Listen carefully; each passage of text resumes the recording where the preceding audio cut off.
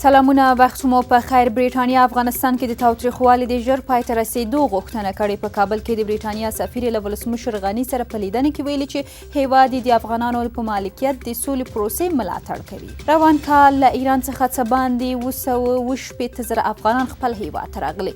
دغه کډوال وايي روغتیايي خدماتو ته د نه لاسرسي او د ایران د حکومت د بد چلند له امله خپل هیواد ته ستانه شوي دي.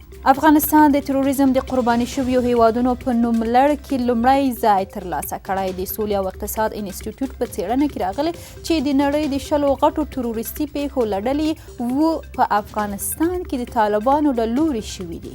افغانستان کې د کرونا وایرس 226 تازه پیښې ثبت شوي دي. عامې روغتیا وزارت وایي چې په تیره یوه شپه ورځ کې له کوویډ-19 څخه 9 تنه مړه او 80 نور روغ شوي دي. او یو افغان په آلمان کې خپله میرمن د چاقو په وسیله وژلې ده. آلماني رسنۍ وایي چې پولیسو د دغې میرمنې جسد د هغې د ماشومانو تر تخت لاندې موندلی دی.